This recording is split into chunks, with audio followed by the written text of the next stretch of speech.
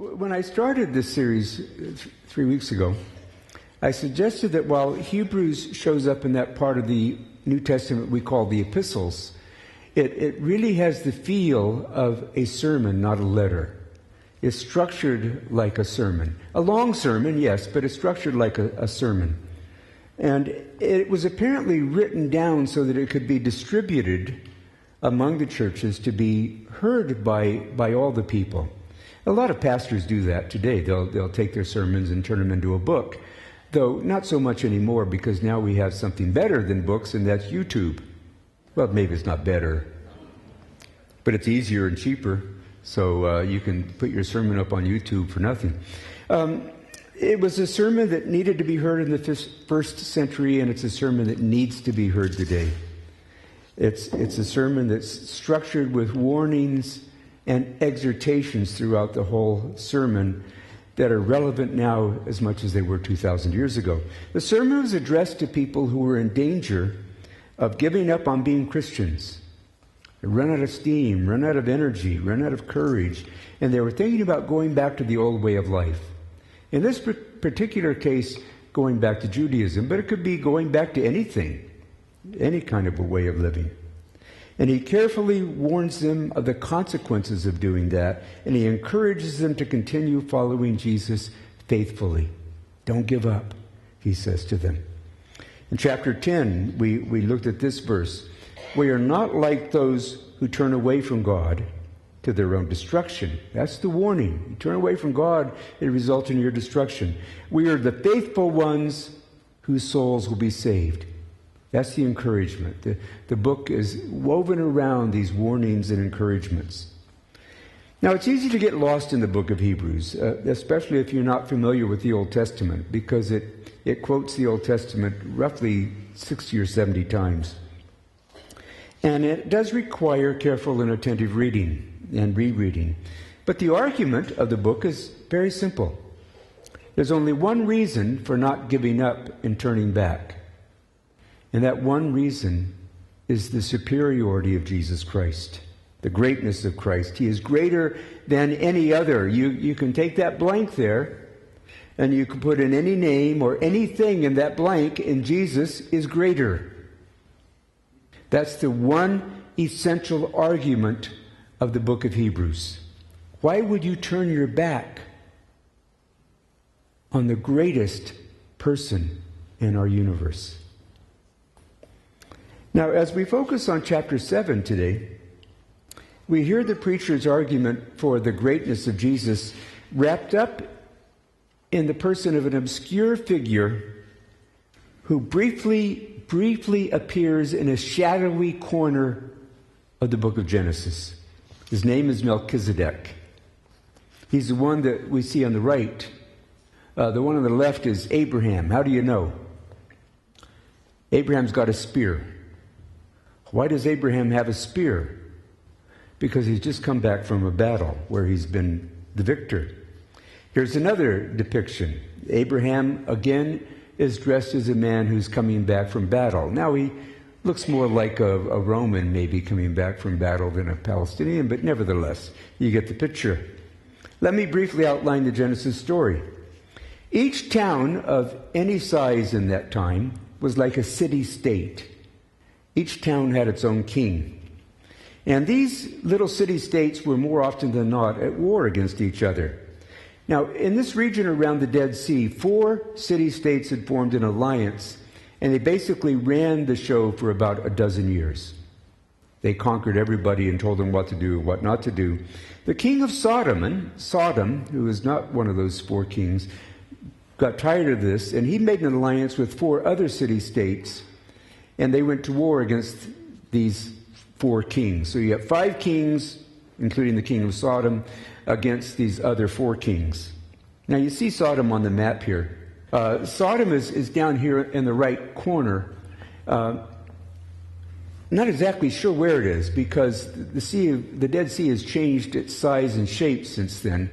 So Sodom and Gomorrah are both underwater.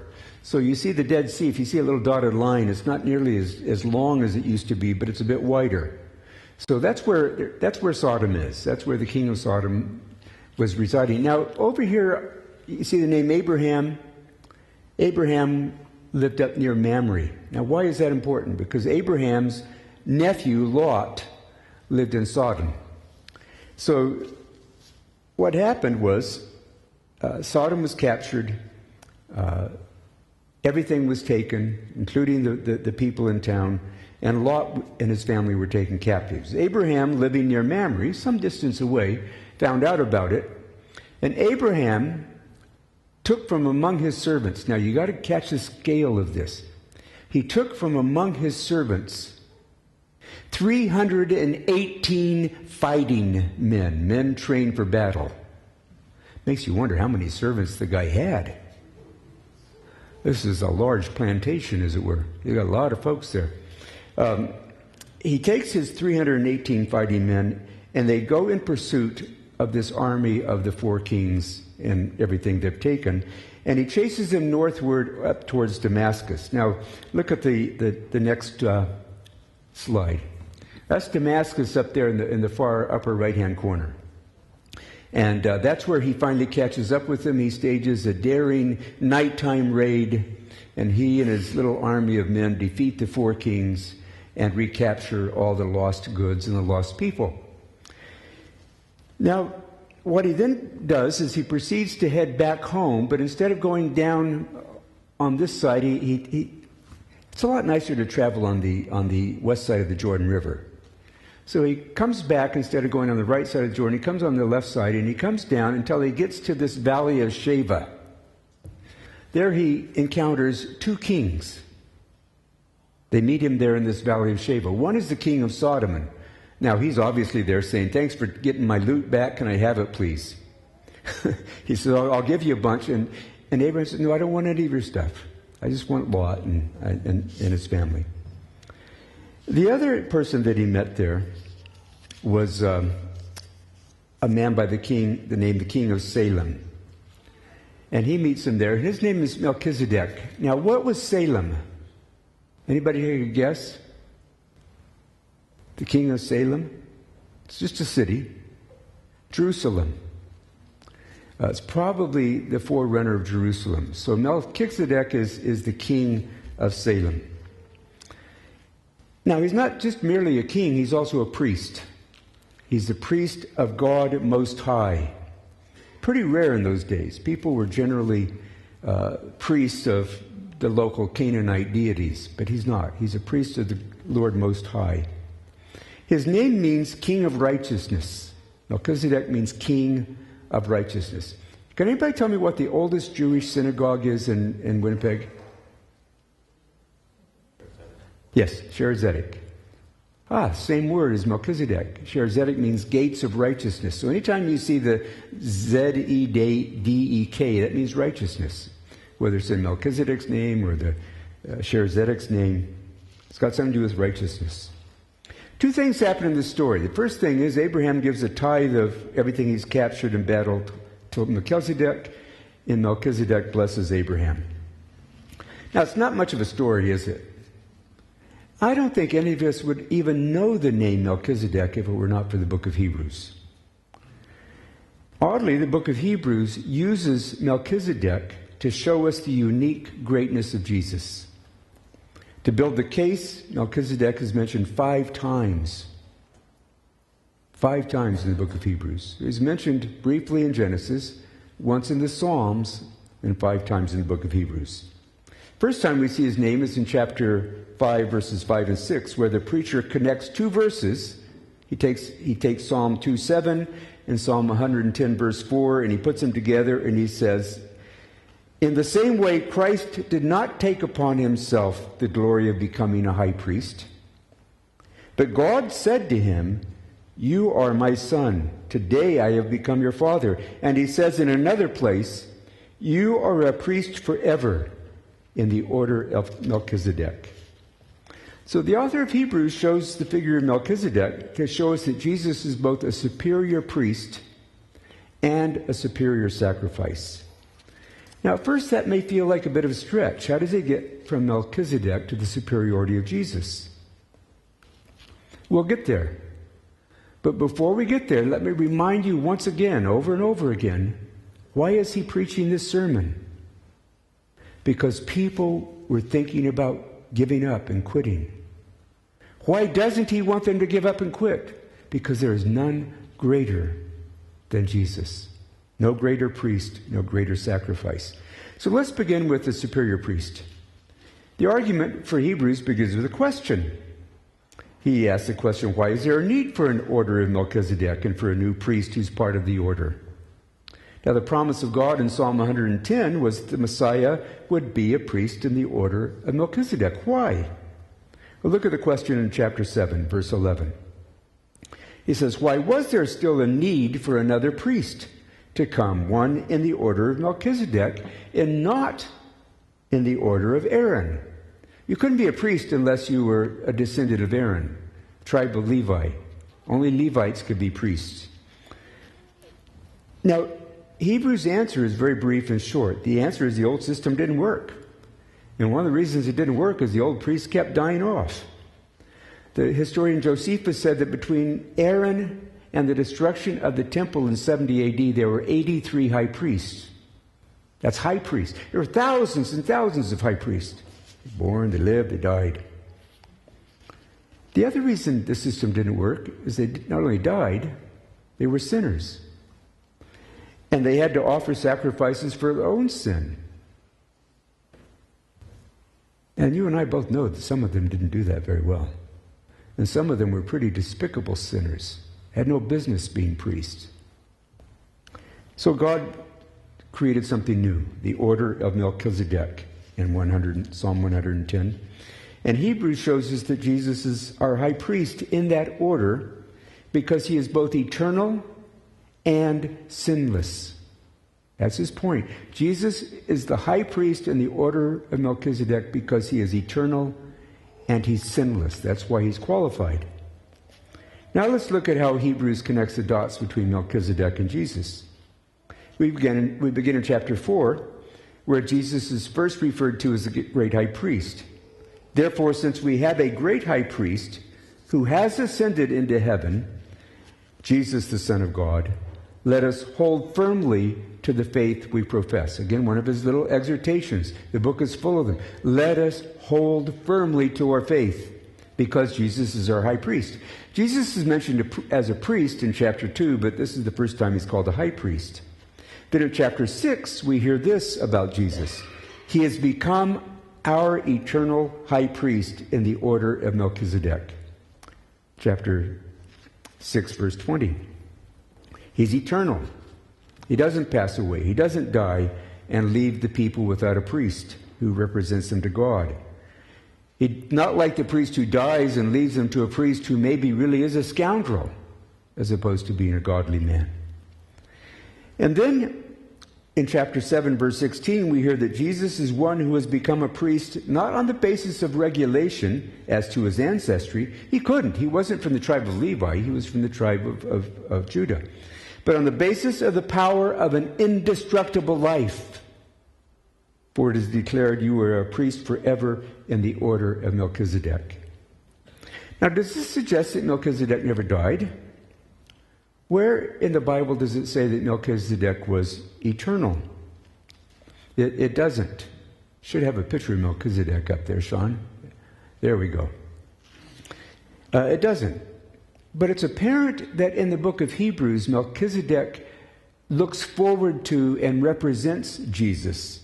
In the old days, when Barry and I were young, it's a long time ago, we talked about types, and we would have said that Melchizedek was a type of Christ. We don't use that language very much anymore, but it wasn't bad language. Now consider this for just a moment. In a culture where genealogy was everything, when we get into Advent, we'll read the long, painfully long genealogy of Jesus. Genealogy was everything in that culture. Whose tribe you were part of, who was your father, great-grandfather, etc. Nothing is said about Melchizedek. We have no idea who his parents were. We don't know what ethnic group he was from. Nothing. That's kind of odd. There's no record of his death either. It's like he just shows up. He's got no beginning He's got no end. He just shows up. And in this way, he points towards Jesus, who is eternal. He has no beginning. Jesus didn't start 2,000 years ago. He has existed forever. He's eternal.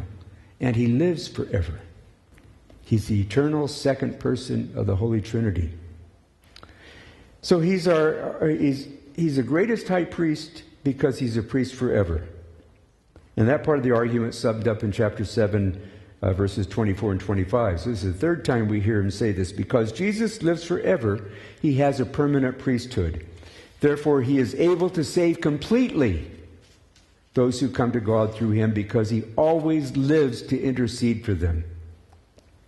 Now, the other reason there's none greater than Jesus is that he has no sin. Look at verse 26.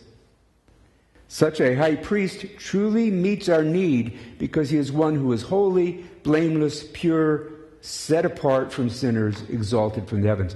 He describes the sinlessness of Jesus in 5 ways. First, he says he's holy. That's not the normal word for holy in the Bible. Usually, almost all the time in the Bible, where you see the word holy, it's a translation of agios, which means to be separated from. Things were holy because they were separated and dedicated to God. This is osios, which means he's unpolluted. Pollution leaves a stain, a scum. Jesus has no pollution that taints his life. Number 2, he's innocent. The word literally means there's nothing bad in him. There's nothing morally inferior about Jesus. Number 3, he's undefiled. His reputation is spotless. There's nothing there that anyone could ever accuse him of rightly. And he's separated from sinners. Now, this is really the interesting one. That's the idea of holiness again. He's separated from sinners. And yet, he came precisely to be with sinners. He lived among sinners. He received sinners. He ate with sinners. He had a reputation of being a friend of sinners. And yet, he himself was no sinner. And lastly, he's exalted above the heavens. He's ascended into right hand. We say this in the Apostles' Creed. He ascended into heaven and sitteth at the right hand of God the Father Almighty. He's ascended into God's presence to be our intercessor. Now, not only is he a superior priest, he's a superior sacrifice. Because he intercedes for us. He doesn't need to offer a sacrifice of his own because he's not a sinner. This alone makes him superior. But what really makes him superior is what he does as a sacrifice. Unlike the other high priest, he does not need to offer sacrifices day after day, first for his own sins and then for the sins of the people. He sacrificed for their sins once for all when he offered himself. So Jesus is both a superior priest and a superior sacrifice. Now, this is a dense argument, and I've gone through it very quickly. And maybe you're sitting there thinking, what is he talking about? So what? And what do we know about priests or sacrifices? What do we care about priests or sacrifices? They have nothing to do with our lives. It's so far from removed of us that we can't even hardly think about it. Does it matter? Well, it matters a lot more than we know. 3 weeks ago, I suggested that during our lifetime, it's been a respectable thing to be a Christian. And it is still in a few places. However, increasingly we're finding ourselves completely out of sync with a culture that has no interest in a deity who created us, or a deity that has any idea of telling us how we might want to live, or what we might want to do with our earth. They have no idea that this God could be useful or needful in our lives. So God has been ignored, put on a cosmic shelf among other antiquated ideas, and those who believe in him are increasingly mocked and ridiculed. But still, it hasn't been that hard for us. For Anna's generation, it's not going to be nearly as easy. Already there are some jobs that you likely won't get if you're a Christian. There's already that loss. Already, it is risky. If you're looking for a job and you're getting some counsel, it would be risky to indicate anywhere on your resume that you're a Christian or that you go to church. You might not get the job. Following Jesus has always meant carrying a cross. He told us that we couldn't follow him without carrying a cross. And for us, as for many people in the history of the church, carrying a cross means terrible suffering. It means ridicule. It might mean a beating. It might mean jail. It might mean loss of property. And we might be tempted to turn back, to quit, to find an easier way to live, a more comfortable way to live. But Hebrews reminds us we dare not turn back from Jesus to find an easier way. For there is none greater in the universe than him. No greater person to follow than Jesus.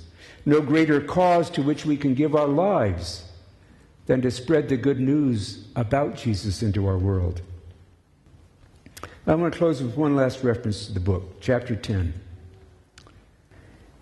He says, "You suffered along with those who were thrown into jail, and when all you owned was taken from you, you accepted it with joy. You knew there were better things waiting for you that will last forever, with joy." I think that word joy encompasses all these things. It encompasses the ridicule, the beatings, the jail, the loss of property, even the loss of life. How can suffering be joyful? Because we are following the one who shows us how deeply we are loved by God. Does the human race deserve the sacrifice that we just remembered when we ate this bread and drank this cup this morning? Do we? No. From the very beginning, we have rebelled, and we're still rebelling. From the very beginning, we've been destroying what God created, and we're still doing it, especially destroying other people. And yet, he's loved us so much that he sent his Son to die for us. We find joy in our suffering by keeping our eyes on the great lengths that God went to love us and to show us his love and to save us.